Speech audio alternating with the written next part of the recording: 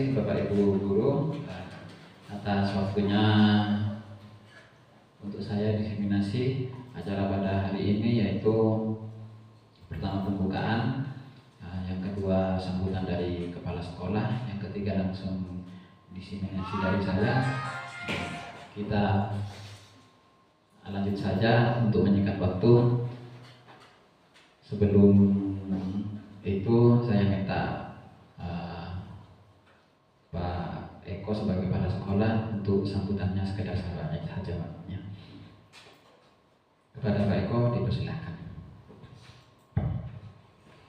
Baik, terima kasih. Saya Wali. Assalamualaikum warahmatullahi wabarakatuh. Waalaikumsalam warahmatullahi wabarakatuh. Bismillahirrahmanirrahim. Alhamdulillah wa syukurillah la haula wala quwwata illa billah. Kepada Bapak Ibu Dewan Guru SD 5 Celatan yang saya hormati dan saya banggakan. Alhamdulillah pada siang hari ini kita masih diberi kesehatan, diberi kesempatan dalam mengikuti acara yaitu diseminasi budaya positif di sekolah. Bapak Ibu yang saya hormati, kegiatan ini adalah satu acara dari teman kita yaitu Bapak Muslimun Ulum guna mengikuti kegiatan calon guru penggerak. Nah, dalam kegiatan ini beliau akan menyampaikan beberapa inovasi-inovasi yang mana nanti kegiatan ini dapat dikembangkan di lembaga kita. Jadi saya selaku pimpinan di sini sangat mendukung ya apabila ada rekan-rekan guru untuk meningkatkan kompetensinya mengikuti kegiatan seperti calon guru penggerak ataupun kegiatan-kegiatan seminar atau workshop yang lain. Gunanya untuk apa? Yaitu meningkatkan kemampuan kita dalam belajar mengajar di kelas.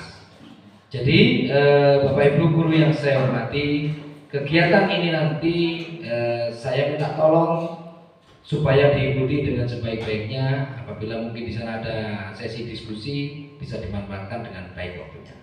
Mungkin itu saja ya pengantar dari saya. Semoga kegiatan ini bermanfaat. Inovasi atau terobosan yang akan disampaikan oleh Bapak Ulum Muslimun Ulum ini dapat bermanfaat untuk lembaga kita dan lebih-lebih untuk Pak Ulum sendiri ya. Terima kasih, kurang lebihnya saya mohon maaf. Saya akhiri. Assalamualaikum warahmatullahi wabarakatuh. Waalaikumsalam warahmatullahi wabarakatuh. Dan terima kasih saya sampaikan kepada Bapak Kepala Sekolah. Selanjutnya yaitu sebelum kita lanjut diseminasi, saya minta Pak Har untuk membacakan sholawat Naria dan sekalian untuk pimpin berdoa. Kepada Pak Har dipersilakan.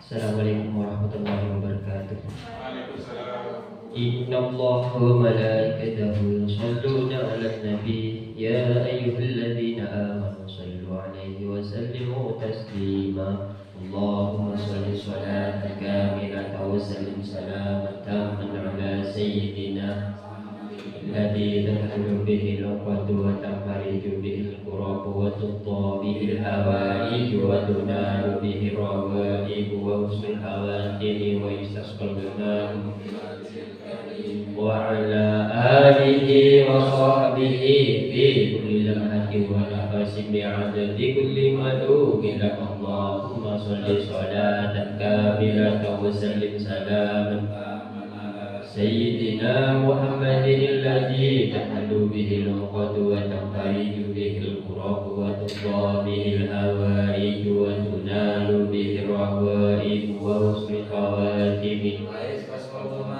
بوجه الكريم وعلى آله وصحبه في كل لمحة ونفس بعدد كل مدعو لك اللهم صل صلاة وسلم سلاما تاما على سيدنا محمد الذي تحل به العقد وتنفرج به الكرب وتقضى وتنال به الروائب وحسن الخواتم ويتصل الماء في وجه الكريم وعلى آله وصحبه في كل لمحة ونفس بعدد كل مدعو له. وسلم تبارك وتعالى لصحابة الحمد لله رب العالمين. بسم الله الرحمن الرحيم. اللهم صل وسلم على وعافية في الجسد وزيادة في العلم وبركة في الرزق وتوبة قبل الموت ورحمة عند الموت ومغفرة بعد الموت اللهم وإن علينا في شكرة الموت والنجاة من النار والعفو عن اللسان ربنا لا تزغ قلوبنا بعد إذ هديتنا وهب لنا من لدنك إنك أنت الوهاب ربنا آتنا في الدنيا حسنة وفي الآخرة حسنة وقنا عذاب النار سبحانك رب العزة عما يصفون والسلام على المرسلين والحمد لله رب العالمين بشر الفاتحة أعوذ بالله من الشيطان الرجيم بسم الله الرحمن الرحيم الحمد لله رب العالمين الرحمن الرحيم مالك يوم الدين إياك نعبد وإياك نستعين اهدنا الصراط المستقيم صراط الذين أنعمت عليهم غير المغضوب عليهم ولا الضالين السلام عليكم ورحمة الله وبركاته. Terima kasih kepada Pak Har, semoga dengan pembacaan doa tadi acara kali ini berjalan dengan lancar. Sebelumnya saya sampaikan diseminasi budaya positif ini, silahkan untuk hidangannya. Ini adalah pesanannya Budina kemarin, hidangan ini karena agak siang karena pesan makanan tidak ada Budina. Nah kita lanjut ya Pak Febri ya. Pertanyaan pemantik, jadi kita santai saja untuk diseminasi ini. Penyampaian saya itu kita santai-santai saja. Ini setuju atau tidak setuju? Kita langsung sistemnya diskusi saja ya Pak ya. Mungkin ada yang langsung ditanyakan. Kalau saya tidak bisa menjawab, ada senior saya Pak Febri yang bisa menjawab. Ini kita ada pertanyaan pemantik, yaitu hukuman dapat mendisiplinkan anak. Setuju atau tidak? Tidak. Ada yang jawab tidak. Mungkin di benak Bapak Ibu guru itu ada yang jawab setuju, ada yang jawab tidak. Ini jawabannya bisa langsung dari hati atau secara akal pikiran saja. Pemberian hukuman dengan hal positif seperti membaca atau membersihkan halaman sekolah dapat meningkatkan disiplin anak. Kira-kira setuju atau tidak? Setuju. Setuju. Oh, Bu Fitri mengaku setuju gitu. Ya, setuju. Memberi penghargaan dapat meningkatkan motivasi belajar anak. Ya, setuju. Ada yang setuju ya. Lanjut, Pak Ibi. Nah, sebelum kita lanjut, kita ada beberapa topik yang akan kita bahas hari ini, yaitu pertama, disiplin positif dan nilai-nilai kebajikan universal. Yang kedua, topik kedua yaitu teori motivasi, hukuman, penghargaan, restitusi. Jadi yang kita bicarakan tadi itu akan dibahas di teori yang kedua. Yang ketiga yaitu keyakinan kelas. Yang keempat, kebutuhan dasar manusia dan dunia berkualitas.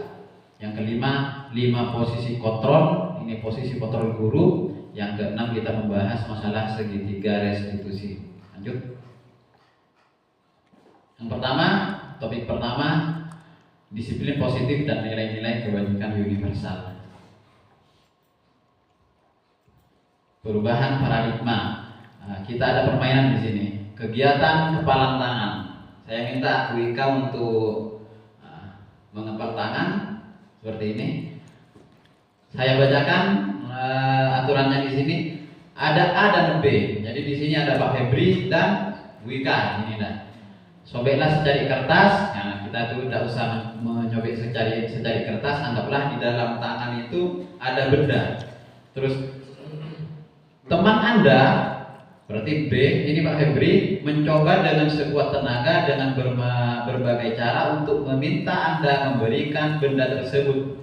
Nah, jadi Pak Febri itu minta kepada Bu Ika, minta.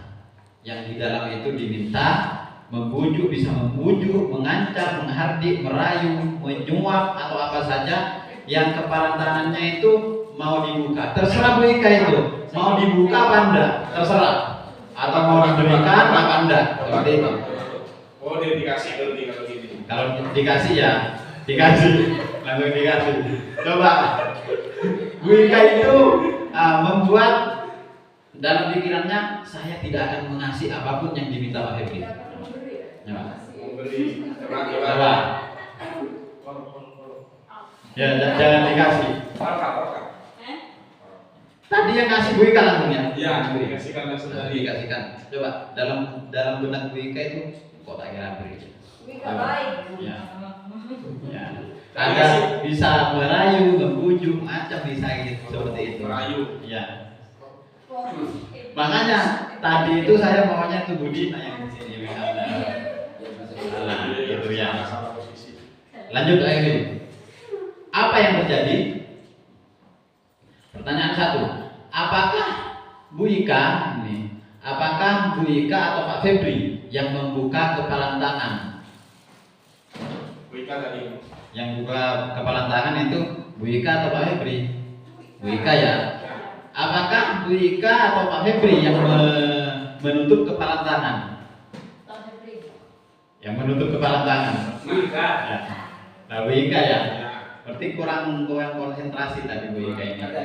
Dalam kegiatan ini sesungguhnya siapa yang memegang kendali atau kontrol untuk membuka atau menutup kepalan tangan? Kira-kira yang membuka kendali Ini. Bu Ika ya. Sendiri. Ya. Mau membuka atau menutup terserah saya. Sepertinya seperti itu yang saya dapat. Lanjut, Pak Ebri. Mau ngasih Nah. uang apa enggak? Teori kontrol atau teori pilihan. Ini ada ilusi kontrol. Saya setuju dengan kontrol itu dari Bu Ika tadi, menutup dan membuka kepalan tangan. Ilusi guru mengontrol murid. Seakan-akan kita itu bisa mengontrol murid, tapi itu hanya ilusi, tipuan semata. Ilusi bahwa kritik yang membuat orang merasa bersalah dapat menguatkan karakter. Kita seringkali seperti itu, tapi itu menurut ini ada ilusi, hanya tipuan saja. Yang ketiga, ilusi bahwa semua penguatan positif, efektif, dan bermanfaat. Penguatan positif seperti merayu, seperti menghardik, mengancam, gitu. Dapat efektif dan bermanfaat. Kayaknya bisa, cuma itu adalah ilusi karena Bu Ika yang menggenggam tangannya sendiri dan mempunyai kendali untuk tangannya sendiri. Ilusi bahwa orang dewasa memiliki ini tertutup Pak Hebri.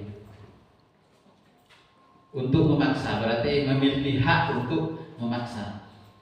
Jadi orang dewasa ini kayaknya ini memiliki hak memaksa anak-anak itu. Memang ini benar, cuma ini adalah ilusi, adalah tipuan semata yang biasa kita lakukan. Selanjutnya, siapa sesungguhnya yang memiliki kontrol? Kita membaca stimulus respon dan teori kontrol pilihan. Kita mencoba mengubah orang agar pandangan sama dengan kita. Kita coba orang lain atau siswa, ternyata seringkali kita itu tidak bisa. Karena kenapa? Kita berusaha memahami pandangan orang lain tentang dunia. Sesungguhnya yang terjadi, kitalah yang harus berusaha memahami pandangan orang lain itu tentang dunianya mereka. Yang kedua, perilaku buruk dilihat sebagai suatu kesalahan. Baik murid atau teman sejawat ketika melakukan perilaku buruk, kita pandang itu kebiasaan kita adalah itu suatu kesalahan. Ternyata teori yang betul itu adalah semua perilaku itu memiliki tujuan. Yang keempat, orang lain bisa mengontrol saya. Contoh di permainan tadi, hanya Anda yang bisa mengontrol diri Anda sendiri. Jadi diri kita dikontrol oleh diri kita sendiri. Saya bisa mengontrol orang lain. Ya, seperti tadi bisa dengan memaksa, merayu, atau mengancam, atau menghukum. Itu kayaknya kita bisa mengontrol orang lain dengan seperti itu. Tapi teori yang betul itu, Anda tidak bisa mengontrol orang lain. Pemaksaan ada pada saat bujukan gagal. Jadi ketika tadi Pak Febri itu membujuk Bu Ika dengan sekuat tenaga, tidak bisa. memberikan apa yang digenggam Bu Ika itu, ada di sana itu setelah itu dipaksa, mungkin dengan mengancam atau mau memukul atau mau sebagainya. Hal yang harus dilakukan sebenarnya itu adalah kolaborasi dan konsensus menciptakan pilihan-pilihan baru. Jadi sebenarnya di sana ada pilihan-pilihan. Model berpikir menang kalah. Nah, selama ini kita model berpikir menang kalah ketika kita bisa mengontrol orang lain, kita itu berpikir kita menang dan yang dikontrol kalah. Teori yang betul itu adalah model berpikir menang-menang, baik mereka yang orang lain atau kita itu bisa berpikirnya itu menang-menang, tidak ada yang dikalahkan. Selanjutnya, makna disiplin. Kita mengetahui disiplin ini dengan paksaan apa-apa, kita sebenarnya tidak tahu apa makna disiplin. Ini saya mengutip dari ucapan Ki Hajar Dewantara, Bapak pendidikan kita, yaitu Ki Hajar Dewantara menyatakan bahwa di mana ada kemerdekaan, di situ harus ada disiplin yang kuat. Sungguh pun disiplin itu bersifat self-discipline. Mungkin seperti ini bacanya ya. Kita sendiri yang mewajibkan kita dengan sekeras-kerasnya.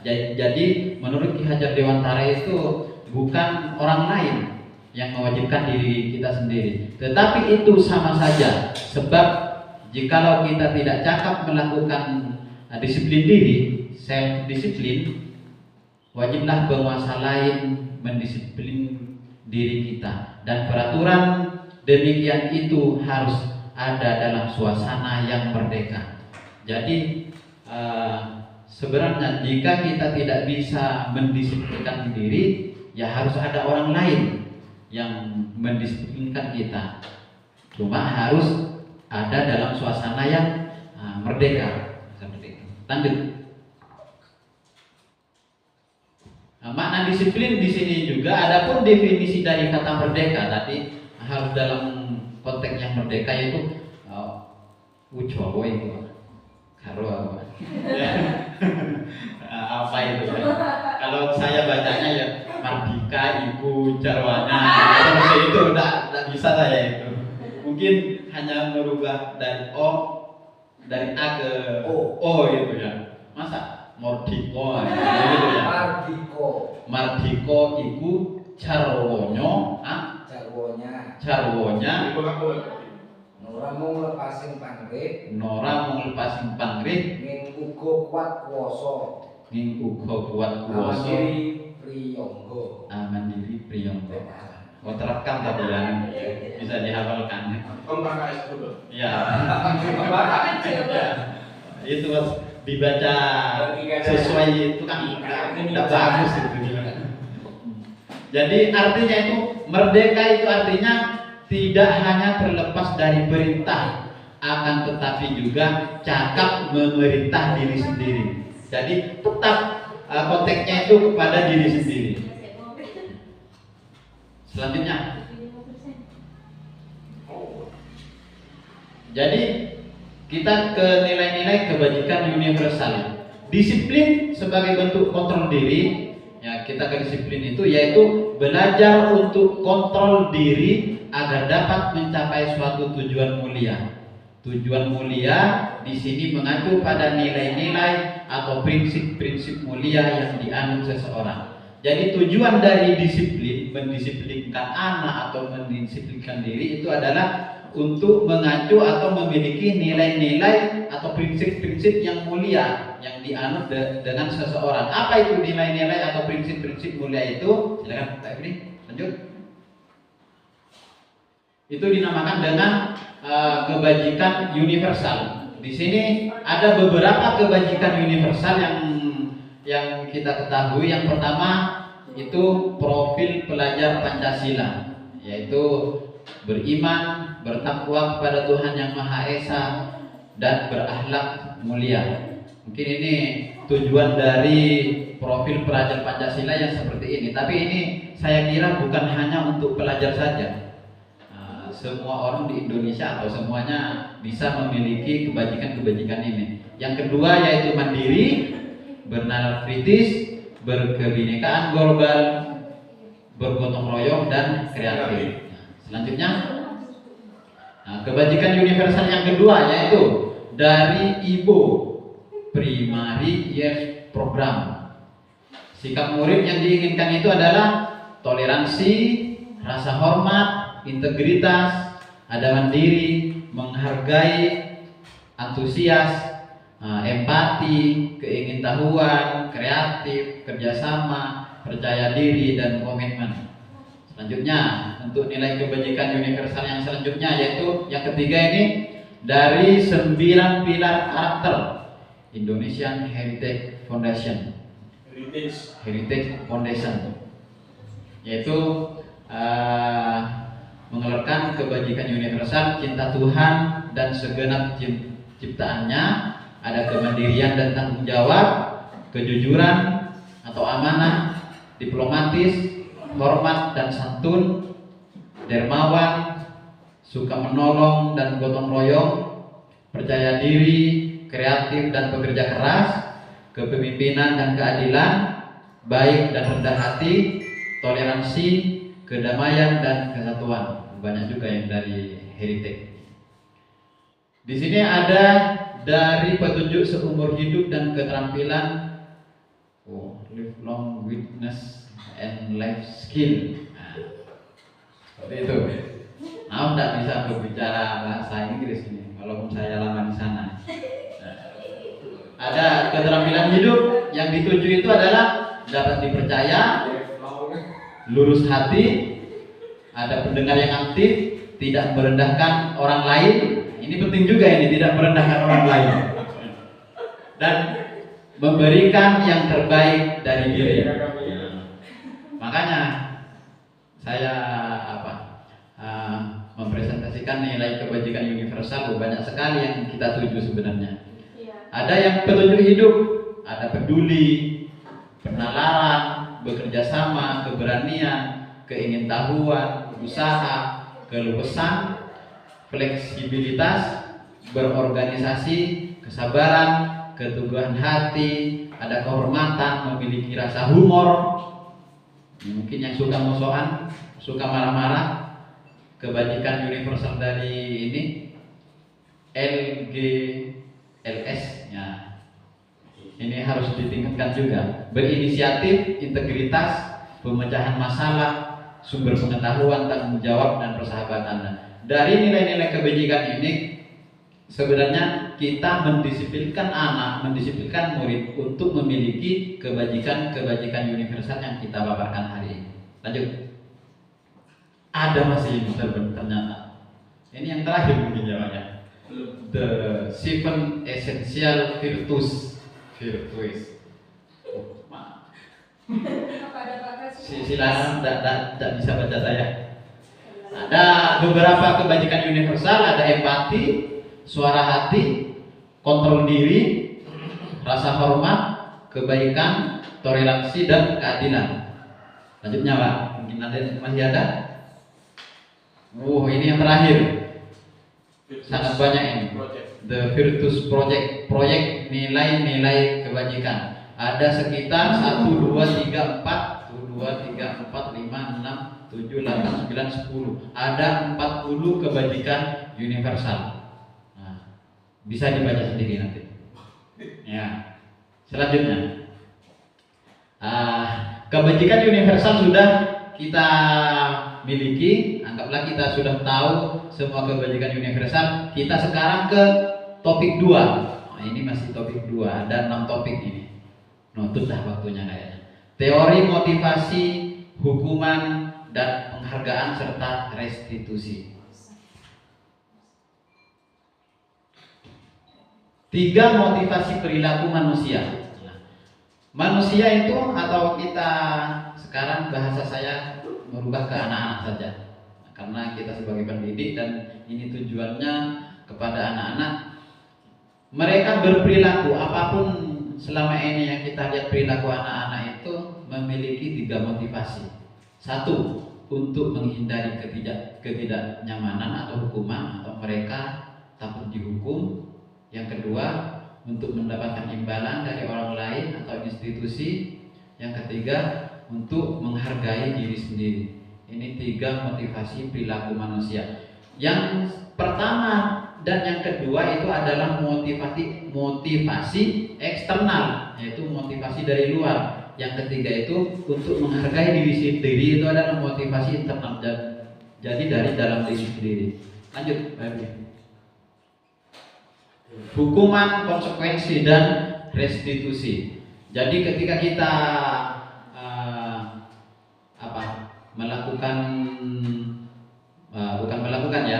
anak-anak ada yang berperilaku negatif menurut kita, itu kita biasa melakukan hukuman, ada konsekuensi, ada restitusi. Jadi sekarang kita membahas apa itu hukuman, apa itu konsekuensi, dan apa itu restitusi. Hukuman ini contohnya seperti ini, sesuatu yang menyakitkan harus terjadi. Kalau konsekuensi, sesuatu harus terjadi, tidak harus menyakitkan. Kalau restitusi merupakan pilihan. Yang kedua, contoh yang kedua, hukuman itu tidak nyaman untuk murid atau anak dalam jangka atau untuk jangka waktu yang panjang. Jadi ini ketidaknyamanan ini bisa dirasakan mungkin sampai dewasa. Mereka ingat pernah dipukul atau pernah diapa sama gurunya. Kalau konsekuensi ini tidak nyaman untuk murid untuk jangka yang pendek. Jadi mungkin tidak ingat atau biasa saja lah. Kalau restitusi bagaimana? Menguatkan murid atau anak dalam waktu yang panjang. Jadi ketika mereka direstitusi, jadi mereka menjadi murid yang lebih kuat. Yang ketiga, korban mendapatkan keadilan. Mereka kalau berhubungan dengan sesamanya, bukan berhubungan sebenarnya, bahasa berhubungan ya, karena ini murid ya, mungkin berinteraksi atau sampai melakukan sesuatu yang menyakitkan bagi korbannya. Jadi korban itu mendapatkan keadilan. Kalau konsekuensi, korban bisa diabaikan, kita ke pelaku saja itu. Kalau restitusi bagaimana? Korban mendapatkan ganti rugi sesuai dengan apa yang dibuat oleh pelakunya. Yang keempat, murid atau anak akan tersakiti dengan hukuman itu. Kalau konsekuensi, murid atau anak dibuat tidak nyaman. Kalau restitusi, murid atau anak itu mendapatkan penguatan, sama seperti nomor 1 itu. Identitas gagal ini sama dengan yang tadi, sama dengan yang slide sebelumnya. Jadi di sini ada sesuatu ada kata yang bisa diucapkan oleh seorang guru. Ini di keempat, ada di bukan keempat, nomor 4 peraturannya adalah biasa guru seperti ini kalau hukuman. Kamu harus seperti ini, kamu harus seperti ini. Kalau konsekuensi, bagaimana guru berbicara kepada muridnya itu? Biasanya menanyakan peraturannya bagaimana, seperti ini. Setelah kamu melakukan seperti itu, apa biasanya yang dilakukan? Murid itu yang biasa itu, Pak saya harus lari, Pak saya harus seperti ini, karena mungkin sudah ada kesepakatan di awal. Kalau restitusi, kita menanyakan kepada siswa apa yang telah dilanggar. Setelah itu apa yang bisa kamu lakukan untuk memperbaiki masalah ini, seperti itu biasa yang dilakukan guru. Selanjutnya, nah di sini ada tindakan guru, kira-kira ini hukuman atau konsekuensi. Mencatat 100 kali di dalam buku, saya tidak akan terlambat lagi. Ini kadang saya lakukan ini. Kira-kira ini hukuman atau konsekuensi? Hukuman. 100 karena kepak nih Pak. Terlalu banyak. Kalau 10 kali Pak Henry, mencatat 10 kali gitu. Konsekuensi. Jadi mungkin pandangan kita konsekuensi itu berat, hukuman itu berat, konsekuensi itu ringan. Lari mengelilingi lapangan basket 2 kali karena terlambat hadir di sekolah. Kira-kira hukuman. Murid diminta untuk push up 15 kali karena tidak menggunakan masker. Hukuman semua. Menggantikan kertas tugas temannya yang telah dicoret-coret. Konsekuensi karena dia itu merusak, berarti harus mengganti. Membersihkan tumpahan air di meja tulis karena tersenggol. Konsekuensi. Murid disuruh untuk tidak mengenakan sepatu seharian di sekolah karena tidak mengenakan sepatu hitam. Hukuman. Lari mengelilingi lapangan 2 kali karena terlambat 10 menit untuk pelajaran PJOK. Hukuman. Coba. Ada hukuman, konsekuensi, hukuman, konsekuensi. Jadi yang salah kayaknya di lari mengelilingi lapangan. Setelah saya analisa, karena terlambat 10 menit untuk pelajaran PJOK ya. Pantas PJOK itu untuk lari lapangan. Nah, di sini lari mengelilingi lapangan basket 2 kali karena terlambat hadir di sekolah, bukan dalam pembelajaran olahraga.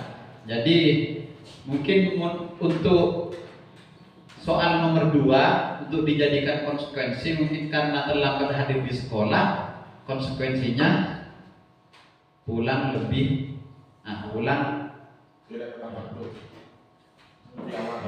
bukan lebih awal, sudah terlambat mau pulang lebih awal ya, pulang terakhir nanti seperti itu ya.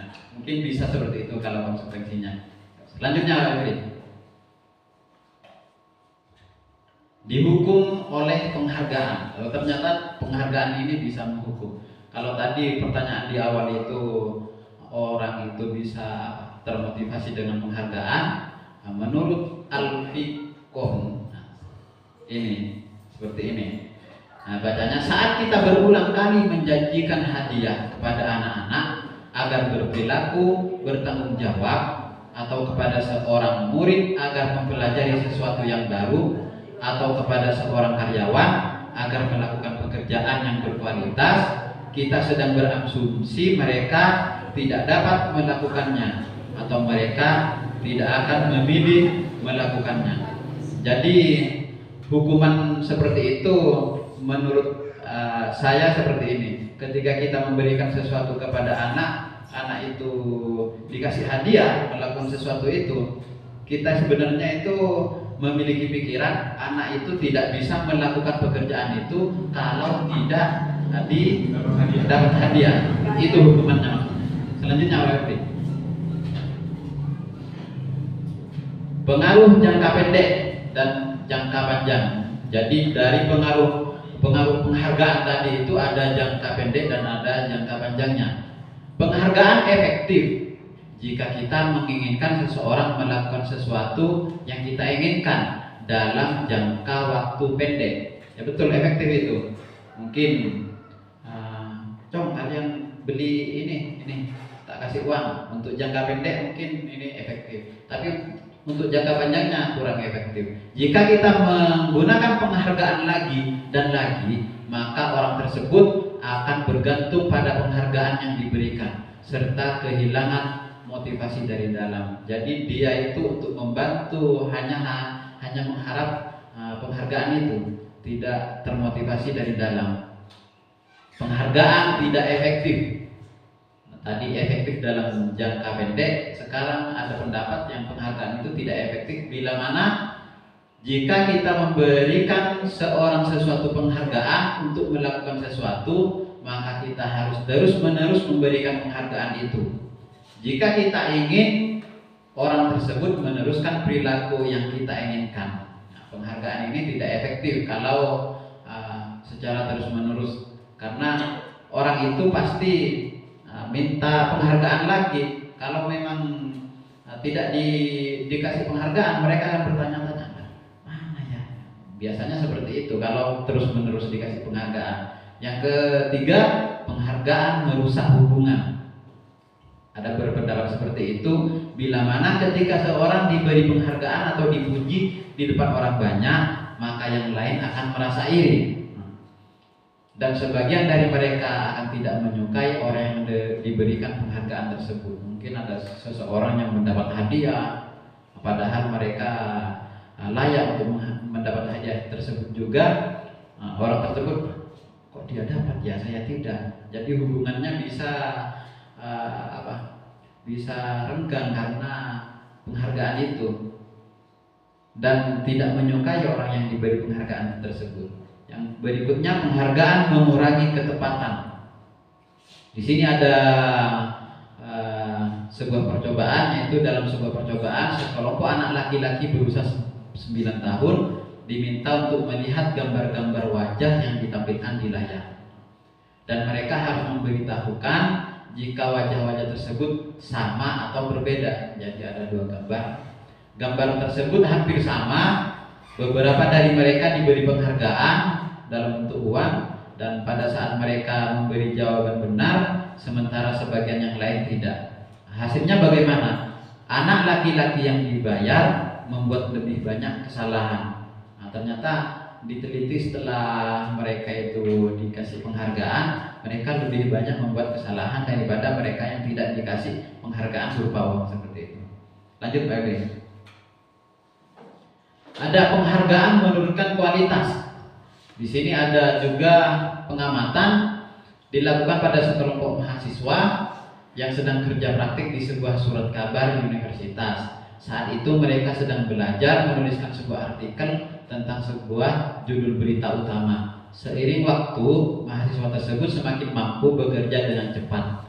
Kemudian ada beberapa mahasiswa yang dibayar untuk setiap judul berita utama yang mereka mampu hasilkan. Jadi ada yang dibayar, ada yang tidak dibayar. Dan setelah beberapa lama, mahasiswa yang dibayar ini hasil kinerjanya berhenti berkembang. Mereka yang tidak menerima bayaran terus berupaya mengasah diri menjadi lebih baik. Ada penelitian seperti itu. Jadi mereka yang dikasih penghargaan kualitasnya jadi menurun. Mungkin ini kalau di SD sulit untuk meneliti seperti ini.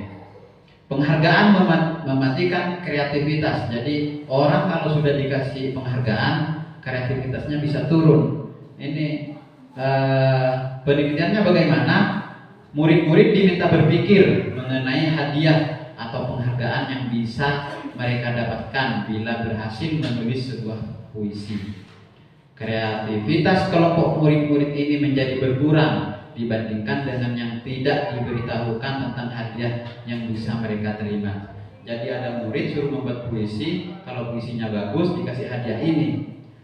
Ternyata mereka itu, saya berpikirnya, tidak konsen ke puisinya, konsen ke hadiahnya, konsen ke hadiahnya seperti itu.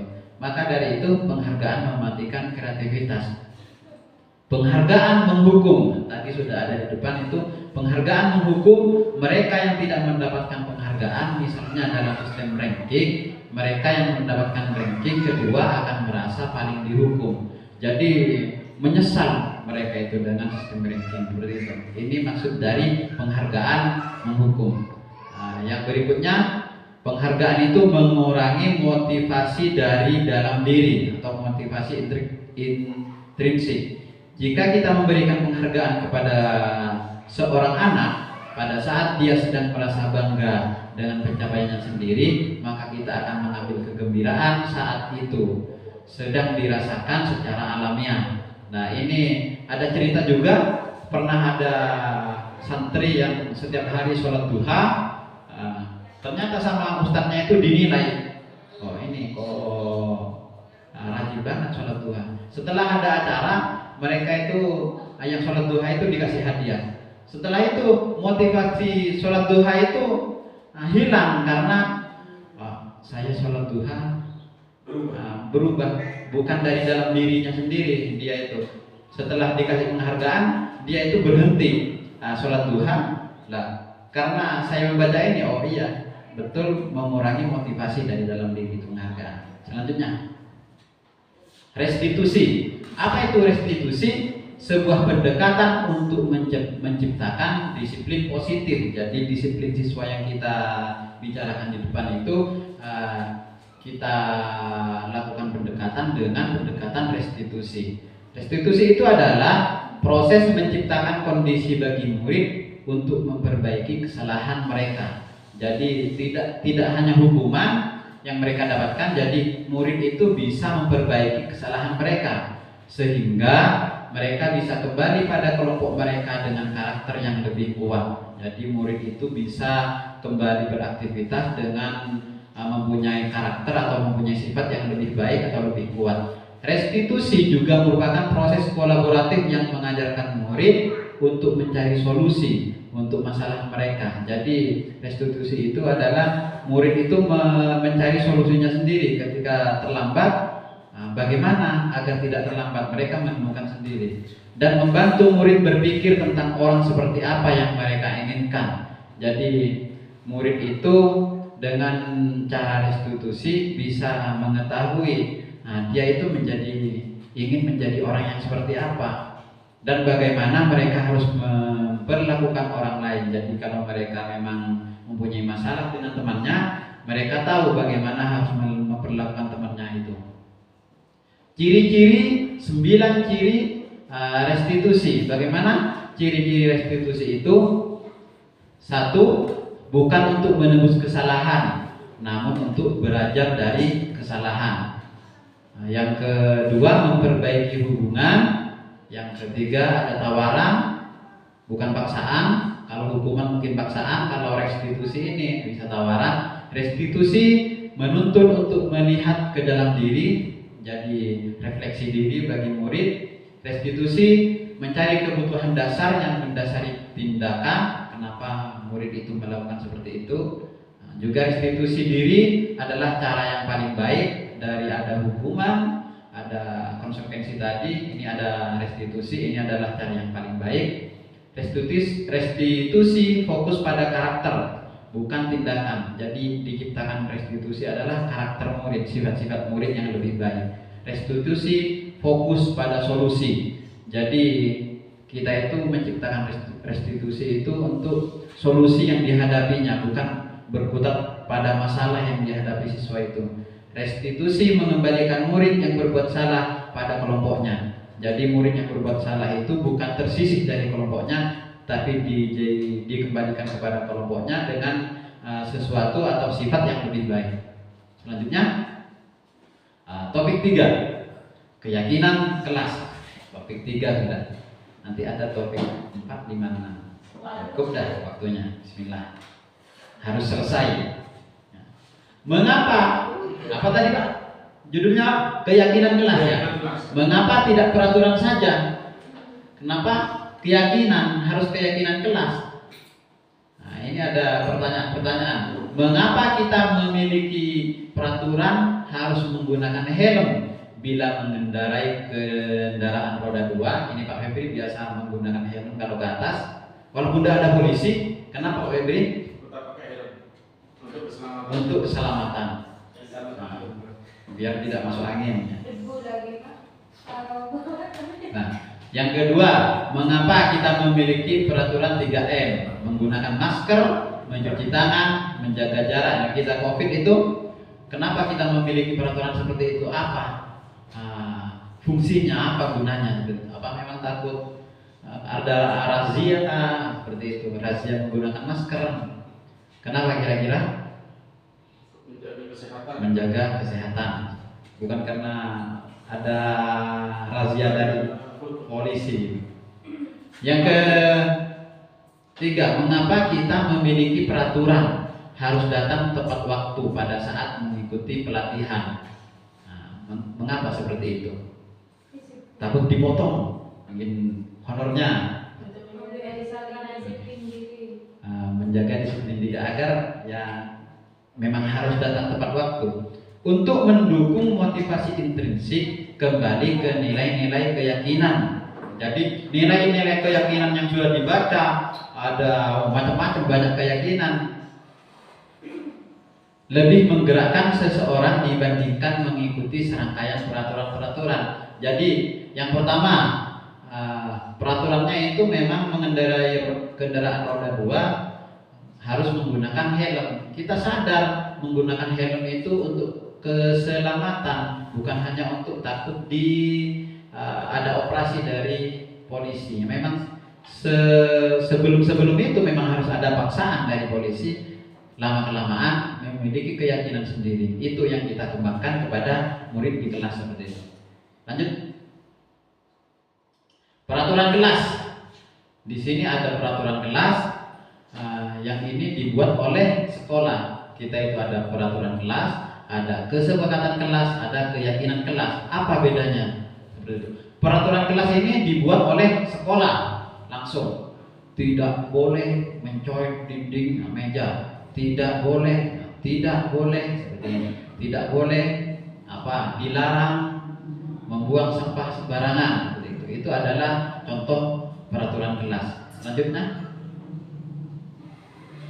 bedanya dengan kesepakatan kelas itu adalah dibuat bersama dengan peserta didik. Kalau tadi itu hanya dibuat oleh guru mungkin atau kepala sekolah atau guru dengan kepala sekolah, ini dibuat bersama dengan peserta didik. Yuk, kita seperti apa? Tertib dalam belajar. Murid bisa mengusulkan apa yang mereka mau sesuai dengan kesepakatan itu. Selanjutnya, tidak ada apa? Nah ini beda ini ya. Biasanya keyakinan kelas ini bersumber dari nilai-nilai kebajikan. Sebelumnya Pak. Lanjut. Ini ya. Sinyal mungkin ya. Sebelumnya. Ke keyakinan kelas Pak. Nah ini. Keyakinan kelas bersumber dari nilai-nilai kebajikan universal. Jadi nilai-nilai yang tadi itu dibuat yakin kepada murid-muridnya bahwa murid itu harus berbicara pelan, sayang teman, atau menjaga kebersihan. Mereka yakin atas aturan-aturan itu, tidak hanya menjadi aturan saja seperti itu. Ini contoh dari keyakinan kelas. Selanjutnya, peraturan. Nah, di sini ada peraturan, ada keyakinan kelas. Kalau peraturan bagaimana? Selalu kembalikan buku pada tempatnya. Ini keyakinan kelasnya. Apa yang dituju, siswa itu harus memiliki tanggung jawab. Aturannya dilarang mengganggu orang lain. Apa keyakinannya yang harus dimiliki? Yaitu menghormati orang lain. Ada aturan seperti itu, keyakinannya bagaimana? Contohnya dilarang melakukan kekerasan kalau di sekolah aturannya. Keyakinan kelasnya bagaimana? Keselamatan atau menghormati orang lain. Jadi keyakinan-keyakinan itu yang kita tekankan kepada murid agar itu memang dimiliki oleh setiap peserta didik. Selanjutnya Pak.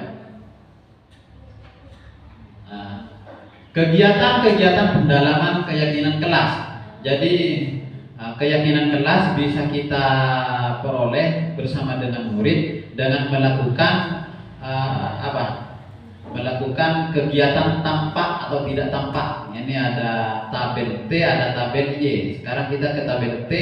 Bagaimana? Kalau keyakinannya hormat kepada siapapun, tampak seperti ya datang tepat waktu. Kalau tidak tampak seperti ya sering hadir terlambat. Atau tampaknya ini bisa dibuat bersama murid ini, menyapa teman guru, menyapa teman dan guru setiap hari. Yang tidak tampak, yang harus tidak dilakukan ya tak acuh kepada teman dan guru seperti ini bisa dilanjutkan sendiri atau bisa dikembangkan sendiri. Ini ada tabel T, juga ada tabel Y. Tabel Y ini bahkan tampak seperti menggunakan tabel Y dari keyakinan kelas. Bagaimana kita membuat keyakinan kelas dengan tabel Y? Kita terlihat berempati terhadap perasaan orang lain. Bagaimana yang terdengar itu kita berbicaranya, yuk saya bantu itu tujuannya itu ya berempati itu. Untuk yang berperilakunya bagaimana?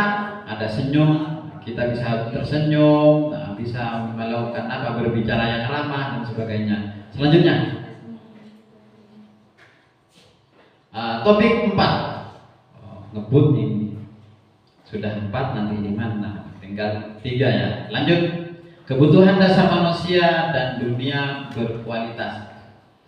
Kebutuhan 5 kebutuhan dasar manusia. Ternyata manusia itu mempunyai kebutuhan dasar, banyak kebutuhan manusia, tapi yang 5 kebutuhan ini adalah kebutuhan dasar yang memang dimiliki manusia, atau kita sebut dengan 5 kebutuhan dasar manusia. 1, kebutuhan untuk bertahan hidup. Jadi apapun yang dilakukan siswa, mungkin apapun yang dilakukan oleh peserta didik atau orang lain, itu pertama itu kebutuhannya kemungkinan kebutuhan untuk bertahan hidup. Yang kedua, apapun yang dilakukan manusia itu mungkin termasuk kebutuhan cinta dan kasih sayang. Apa yang di bahasa Inggrisnya? Love and belonging. Itu cinta dan kasih sayang. Yang ketiga itu kebutuhannya kebebasan, freedom. Kebebasan, apapun yang dilakukannya mungkin mereka memiliki keinginan untuk kebebasan. Yang keempat itu adalah kesenangan, fun. Ada murid saya itu, dia itu lanyala sama temannya, ya bukan untuk kebutuhan apa, untuk senang. Dia itu merasa bahagia kalau orang lain itu tersakiti, ya itu kebutuhannya untuk kesenangan, fun. Yang kelima itu kebutuhannya itu, kebutuhan dasar manusia itu adalah kekuasaan. Mereka ingin kuasa, ingin punya kekuasaan. Jadi melakukan sesuatu itu tujuannya untuk kekuasaan. Selanjutnya, contoh kasus. Dinda ya.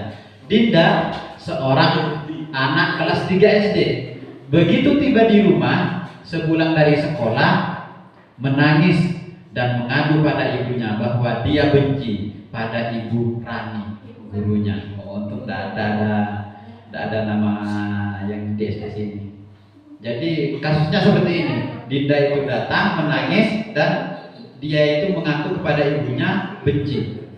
Menurut Anda, kebutuhan apa yang berusaha dipenuhi oleh Dinda jika jawaban seperti ini? Ini ada jawabannya nanti. Bila Anda berada dalam posisi Ibu Rani dan mendengar informasi dari ibunya Dinda tentang perasaan Dinda hari itu, apa yang akan Anda lakukan pada Dinda besok ketika Dinda masuk sekolah agar kebutuhan Dinda terpenuhi? Kita belajar tentang kebutuhannya Dinda sekarang karena menangis dan apa yang akan dilakukan besok ketika mendengar cerita dari ibunya. Selanjutnya, kita analisa jawaban Dinda ketika ditanya ibunya seperti ini. Ibu guru bilang aku tidak boleh bersenandung sewaktu mengajarkan tugas, jadi tidak boleh nyanyi-nyanyi. Katanya kelas harus tenang, tidak ada suara, kan gak seru jadinya. Jadi kebutuhannya Dinda itu adalah kesenangan, dia biar senang ketika mengerjakan tugas. Nah, tindakan sebagai guru kita pikirkan, kalau Dinda itu butuhnya kesenangan, besok kita harus melakukan apa sama Dinda? Seperti itu. Kalau jawabannya Dinda kira-kira seperti ini, ibu guru tidak menyapaku hari ini, padahal aku pakai jepit rambut baru. Nah, jadi pakai jepit rambut, terus tidak disapa sama ibu guru, dia benci. Ini kasih sayang dan rasa diterima. Kira-kira kalau mendapat kabar seperti ini, apa yang harus dilakukan guru seperti itu? Kita sudah punya pikiran-pikiran ke sana. Aku bosan. Jawaban Dinda kira-kira seperti ini. Yang ketiga, aku bosan, masa belajarnya cuma gitu-gitu aja, dengerin ibu guru aja. Jadi guru itu hanya mungkin berceramah atau apa, dan Dinda itu bosan. Kebutuhan kebutuhan Dinda itu adalah kebebasan. Jadi tindakan guru kalau menemui murid seperti Dinda yang membutuhkan kebebasan seperti apa? Aku sebel, gambarku tidak rapi, malah ibu guru nunjukin ke teman-temanku di depan kelas, jadi ada gambar tidak rapi. Nah, ini gambarnya jelek, seperti itu. Itu adalah penguasaan. Jadi kita mendengar cerita dari Ibu Dinda seperti itu, kira-kira apa yang didengar guru seperti itu. Lanjut. Topik 5, restitusi atau 5 posisi kontrol. Selanjutnya, nunggu sinyal di sini. 5 posisi kontrol. 5 posisi kontrol guru ini adalah nomor 1 penghukum, pembuat rasa bersalah, teman, pemantau, dan manajer. Lah kita ada di posisi kontrol yang mana? Bagaimana kalau penghukum, guru berbuatnya menghardik, menunjuk-nunjuk, menyakiti atau menyindir. Nah, berbicaranya kalau kamu tidak seperti ini, awas ya, awas kan. Nah, itu guru yang posisinya di menghukum. Yang kedua, pembuat rasa bersalah. Lalu bagaimana guru yang berada di posisi pembuat rasa bersalah berceramah dan mengatakan, jadi anak itu diteramai gini, seharusnya kamu seperti ini. Nah, saya kecewa sekali sama. Nah, ini adalah pembuat rasa bersalah. Nah, yang ketiga itu posisi guru itu ada di teman, membuat alasan-alasan untuk muridnya. Ayolah, lakukan demi saya, biar kalian itu. Masa kamu tidak mau? Ingat, tidak pernah ibu bantu seperti ini. Itu posisi guru itu di posisi teman. Nah, yang ketiga itu di pemantau. Pemantau itu menghitung dan mengukur. Jadi